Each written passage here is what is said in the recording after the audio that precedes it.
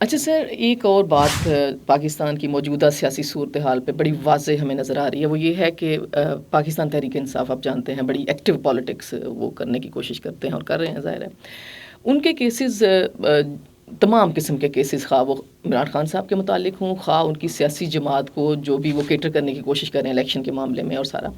سر وہ کچھ خاص ججز کے پاس لے جاتے ہیں، لاہور ہائی کورٹ میں چلے جاتے ہیں، اسلام آباد ہائی کورٹ میں چلے جاتے ہیں، ایون سپریم کورٹ میں چلے جاتے ہیں، تو فیصلے بھی ہم دیکھ رہے ہیں کہ اسی طرح کے ان کے حوالے سے آ رہے ہیں. تو کچھ اس طرح کا ایک ماحول نظر آتا ہے کہ شاید پی ٹی آئی ان ججز کے پیچھے چھپ جاتی ہے،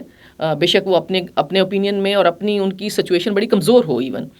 اور یہ صورتحال بڑی ایمبیگوس بھی ہے، اور ایک عام پاکستانی اس کے اوپر بڑا کنفیوز بھی ہے اور پریشان بھی ہے کہ یہ کس قسم کے فیصلے جو ہیں وہ کرنٹ سچویشن میں نظر آ رہے ہیں. بالکل آپ نے صحیح کہا کہ سیاست دانوں کو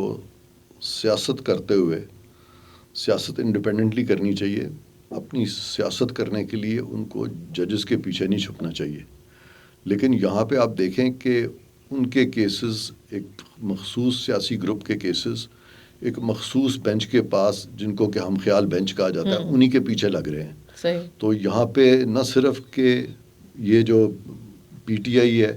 یا ان کے جو لوگ ہیں جو کیسز ہو رہے ہیں، نہ صرف کہ یہ ججز کے پیچھے چھپ رہے ہیں، بلکہ لگ یہ رہا ہے کہ وہ ججز بھی ان کے پیچھے چھپ رہے ہیں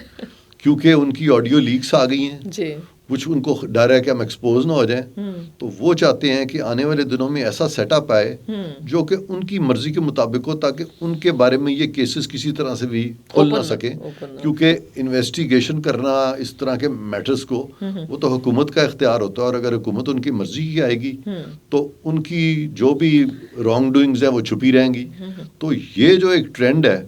کہ اب ججز جو ہیں وہ سیاسی پارٹیوں کے پیچھے چھپنا چاہ رہے ہیں، یہ بڑا خوفناک ہے پاکستان کے لیے.